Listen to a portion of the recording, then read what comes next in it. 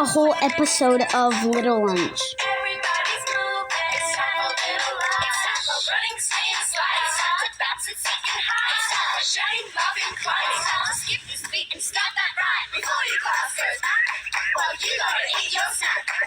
Take off the plastic wrap and do a little hand clap. Hey, what you doing?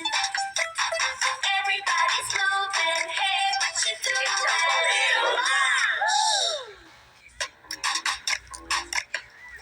Mrs. Concha says that everyone needs to take some kind of leadership role. I'm the productive garden monitor. I'm the class representative for the student council. I'm the house sports captain. I'm the library monitor. I'm also the math secretary, the art room manager, and the line monitor. I'm the farm monitor. This is my first day. I'm not actually sure what farm monitors do. They answer the phone. I'm also the pencil sharpness monitor, the desk checker, the sink monitor, and the science secretary. The science secretary?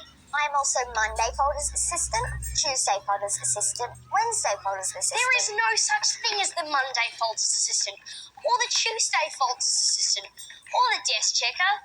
At least there wasn't until Deborah Jo got a badge maker for her birthday. Technically, they're not actual leadership roles, but just because I made them up doesn't mean they're not real. That's exactly what it means. Well, I take my made-up leadership roles seriously. I do check the desks and the sinks and the folders. I'm not like Rory, who makes up completely unrealistic leadership roles. I'm the assistant principal of the whole school. Because, by the way, Rory is not the assistant principal. He's just always in trouble, so he's always in the principal's office. He must feel like her assistant sometimes. Morning, Linda. She's at the conference till 2. Love the earrings. Linda's the office manager. She holds this whole place together. We're lucky to have her on the team. Even though Mrs. Gotcha says it's important for us all to have leadership roles, Roy doesn't have one. Which is why he says he's the assistant principal. Or sometimes he's an Air Force pilot. I once said he was a cartoon character in a cartoon movie, which is obviously not true. Or why last Wednesday he said he was the Prime Minister. We were learning about the government, and for once, Rory was paying attention. He was copying my work without making any mistakes. Then he suddenly leapt out of his seat. Hey, everybody! I'm the Prime Minister! Well, thank you for letting us know. Could the Prime Minister please sit down and finish his work? 100! At Little Lunch, we realised Rory had not been joking. He really thought he was the Prime Minister, and he really thought that meant he could do whatever he wanted. No, the Prime Minister does not get to use the girls' toilets unless she's a girl. But you have the nice bubbly soap. He thought he could do whatever he wanted. Oi! Whatever he wanted. Who wants the hanky back? Melody does. Give it back. No, I think the Prime Minister wants to keep it. But Mrs. Concha, she won't play chase with me unless I've got a hanky, which is very annoying because I'm the Prime Minister. She should do whatever I say. Well, Prime Ministers don't steal hankies. They're supposed to keep everybody happy and safe. And by the way, you're not the Prime Minister. All right. I've got an idea. Mrs. Concha had a really exciting idea to turn Rory's problem into a learning situation. Are you sure you don't have a badge that says captain of the boring team? What? Nothing. Mrs. Concha said that a person can't just say that they're the Prime Minister. They have to Be elected by the people. So maybe we should have an election. Who wants to run for the job of Prime Minister? Me! Nobody else? Good. I won. I'm now your leader. Obey me! Obey me! Mrs. Concha, I'll run for the job of Prime Minister too. Winkle. Just have to find a bit of space for my new Prime Minister badge. Wait, I want to run for the job too. I'm a very good runner. Okay, here are our candidates. And the three of you need an election campaign, which means you'll each need a campaign manager. I like the idea of being a campaign manager against Rory. I was still really angry that he ate my custard pastry. Even though Deborah Jo can be really annoying, I thought she had the most chance of beating Rory. So I said I'd head up her campaign. That's politics. Atticus can be quite bossy and argumentative, so it's surprising that we kind of agreed on everything. The first Why don't we make Thursday Sushi Day? Because we can have orders put in the day before and get sushi delivered to the school. We actually made a good team against Rory and his campaign manager, who was me. I wasn't keen on being Rory's campaign manager. I don't like being under that kind of pressure. Maddie, the phone's off the hook. I just hit a break from answering, but you haven't even answered it yet. See what I mean by pressure?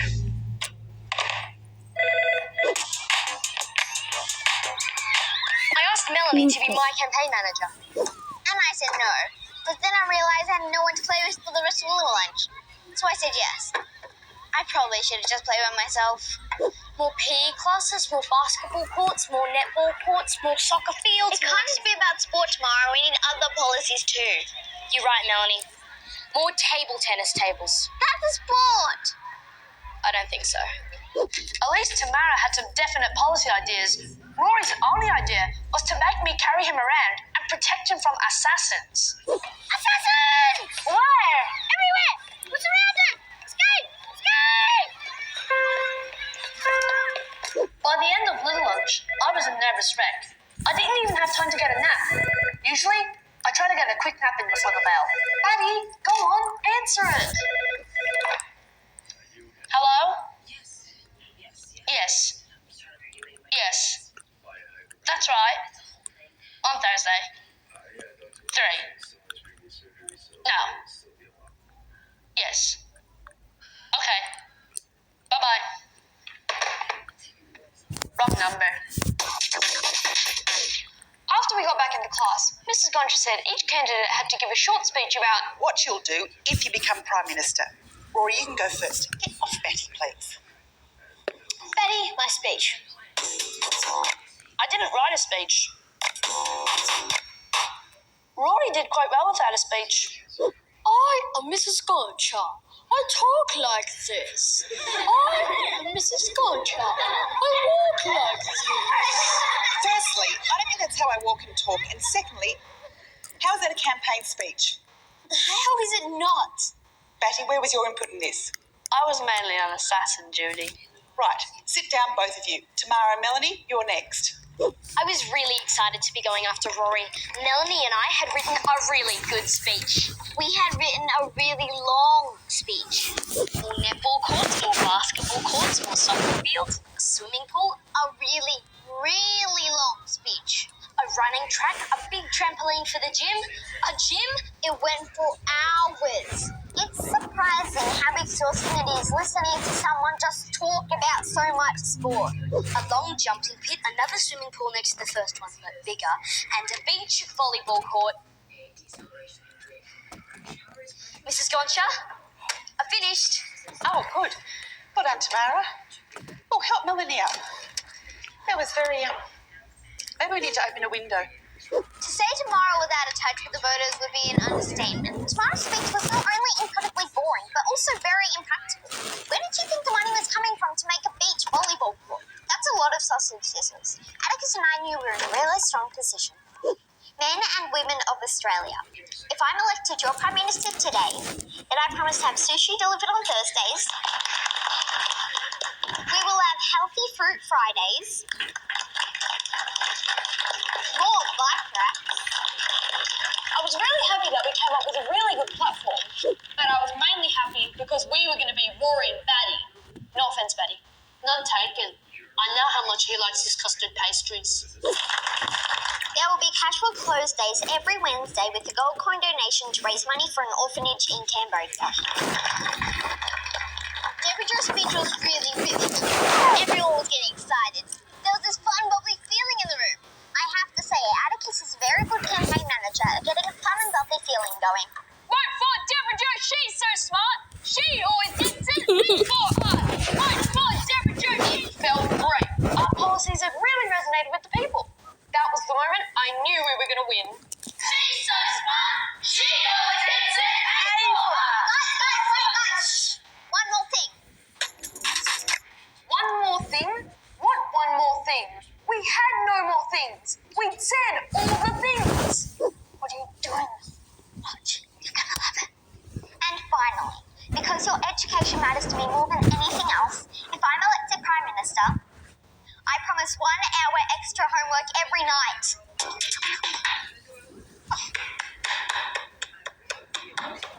That was the moment I knew we were going to lose. I suddenly thought I might be back in the race because Deborah Jo and Atticus were over. An extra hour's homework. They'll thank you when they're 25. But they won't vote for you when you're 11. Suddenly realised how this whole election thing worked. I had to give it another go. Rory, sit down. You've had your go. We are now... Hang on, Mrs. Gonchar. I've had a rethink of my election campaign. I didn't do it properly before when I pretended to be you. Sorry. All right. You think you've got something to add? I do. My party is now going to be called the Party On Party. I promise more movies in class. I meant something sensible to add, Rory. No times tables over 5s. How promise that? There will be free party bags on Wednesdays. Rory. My dad's going to make spring rolls on Thursdays, which is even better than sushi. Yay, I love spring rolls. Rory was just making stuff up. He was being cheap and sly and a total genius. Suddenly, everyone wanted to vote for the Party On Party. More guys will come in and do balloon animals. Everyone can bring their dogs to school. Rory, that is enough. We'll build a swimming pool with a skateboard ramp going into it. Why didn't Melanie think of that? I was definitely not back in the race. Vote for Rory. He's so cool. He pees in the swimming pool. He's so cool. Rory won by a landslide. No one else got a single vote. Our new Prime Minister. Mrs. Gonchar said the great thing about our election was it showed democracy at work. So, Mr. Prime Minister, what are you going to do first? Boys and girls of Australia, I think today we will have 1 hour's less homework. All right. No homework today. I hate democracy. I turned out to be a very good Prime Minister. For that afternoon, anyway. Then everyone kept asking when the lollybags and spring rolls were coming, and it got really boring. Hey, when's the balloon guy coming? I told you I'm not the Prime Minister anymore. Go away. I'm much happier being the assistant principal.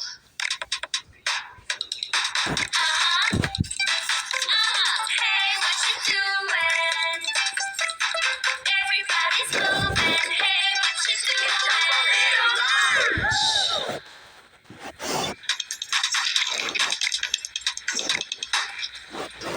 Daddy, did you hear about the big news that happened this morning?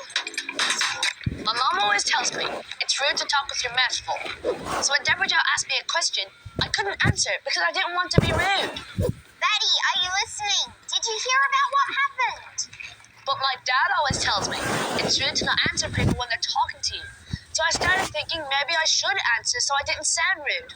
Daddy, I am talking to you. Can you hear me? What was I supposed to do? So what happened this morning, Deborah Jo? Yuck! That's the rudest thing I've ever seen. Sorry. Deborah Jo finally told me what happened. How that morning she was in the school hallway. And I was doing my hall monitor duties. Then I turned into the corridor outside 6C. It seemed a little darker than usual, and I was just thinking how quiet everything was when Hello, Deborah Jo. Max and Elsa were at the end of the corridor.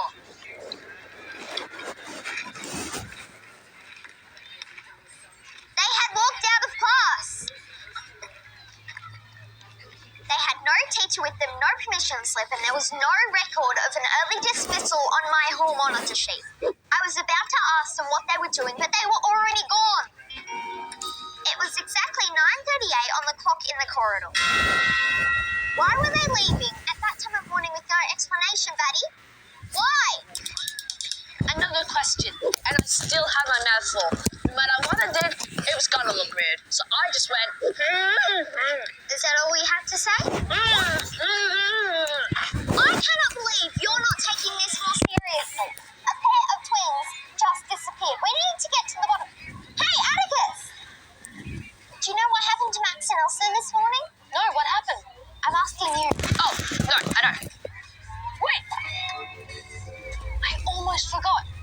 saw something. Something weird. What?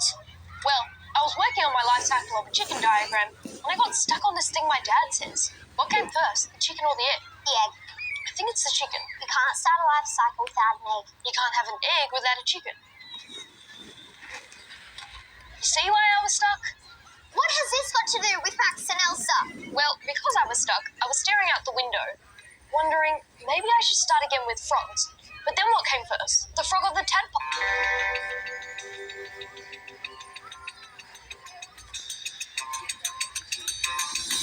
The twins were just standing there looking back at me. Then they smiled and said, "Goodbye, Atticus." Then they just walked off toward the junior school library. I remember the time was 9:40 a.m. because Mrs. Goncha said, Atticus, it's 9:40 a.m. No time for staring out of windows. Back to work. So, the twins left me in the corridor. Then they walked out past the classroom where they said goodbye to you. Wait, the twins said goodbye? They never say goodbye. Was it a goodbye for now or a goodbye forever? I think it was goodbye forever.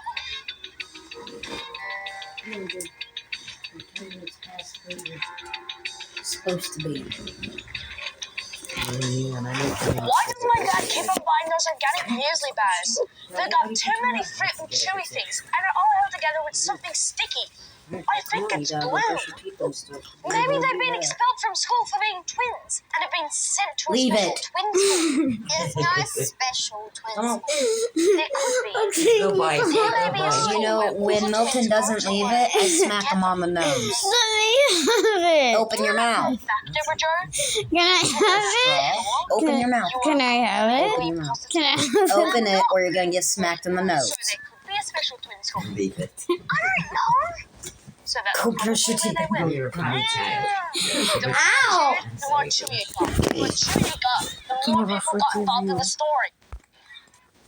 Oh, Please, you come in here and watch him because he doesn't do it long enough. Yeah, hang on. Please. Frosty the Snowman.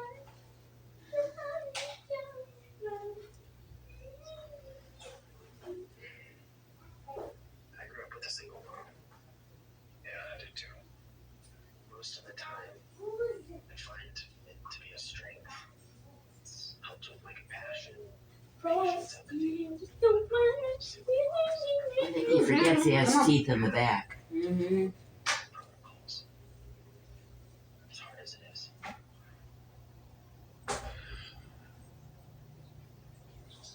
Police searched their resume. And as a drug they found many of Tony's in. They confirmed that they were left by the previous occupants for a child to find.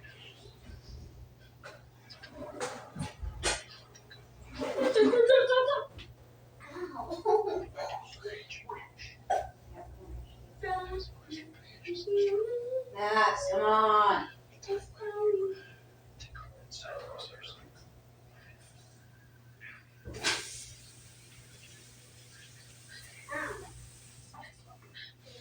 No, you need toothpaste. You haven't been brushing like that, have you? Your teeth are going to fall out of your mouth. Yeah, that's not a good thing, dude. Because with these new teeth, now they can only fix them or pull The tube looks good. They'll probably remove it in a couple of days. them. Not like your baby teeth that aren't gonna, or that are gonna just fall out. The last good teeth. You know how many problems mom has with her teeth? You want that? And let me tell you, teeth pain is the worst pain. So you need to brush them good. Is there something that you need to say? Did you know that? See what that was? It says, wash your mouth. You're not a holy jolly boy. Leave it. Look at this, Gigi. No! Bad dog. Look at this. Gigi. Gigi. That's the part you like. Stay. Swish good.